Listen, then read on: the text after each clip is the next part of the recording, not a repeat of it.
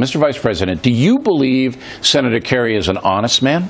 Well, I think he's made other promises that didn't carry through. They said, inspections anytime, anywhere.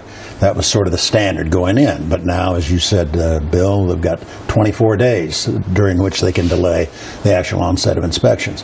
He didn't talk at all with respect to the problem that this agreement will precipitate, I think, a nuclear arms race in the Middle East. Our friends out there, the Saudis, the Emirates, others, are seeing Iran ultimately acquire nuclear weapons legitimized by the United States. They'll go seek their own. They have to protect themselves. But the other alternative is you don't make the deal, they'll continue it, and they'd have to seek their own anyway. But what I'm trying to get at here is, Liz, there's two schools of thought. One, that the Obama administration and John Kerry knows the world. I mean, he knows, and he deals with these guys, an expert at foreign affairs, that they sincerely believe this is good for America. That's one. That's one point of view. The other is that they don't really care whether our power declines, Israel's power declines, there's more destabilization, as long as they don't have to fight again. They don't want to fight, and they're not going to fight. Which do you come down on? I think that they were desperate for a deal, and I think that they fell into the trap. Why were they desperate, though? Well, I think partly it was the president's legacy.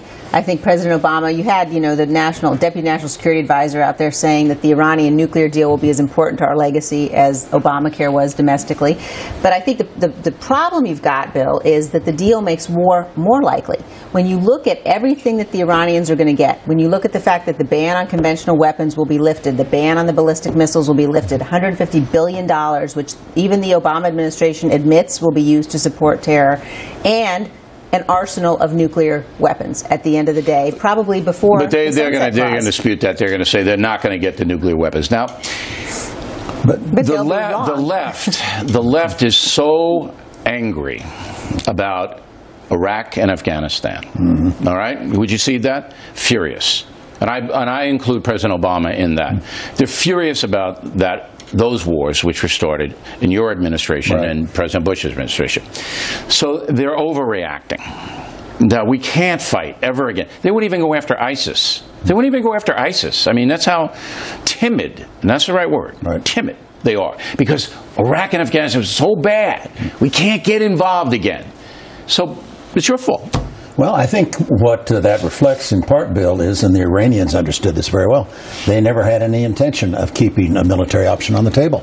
Why? Because they didn't think Barack Obama would ever resort to it. Look at what he did with respect to Syria. Drew a red line in the sand. When it appeared that Syria had violated, then he backed off immediately. If you were an Iranian supervising these negotiations, you knew you had nothing to fear. So you're saying he's weak. You're saying he's a weak president. I'm saying he's weak. He conveyed that sense of weakness, and what he ended up doing in order to get the deal done was that he gave the Iranians absolutely everything they wanted. Military option was never on the table, and therefore his diplomacy was not effective.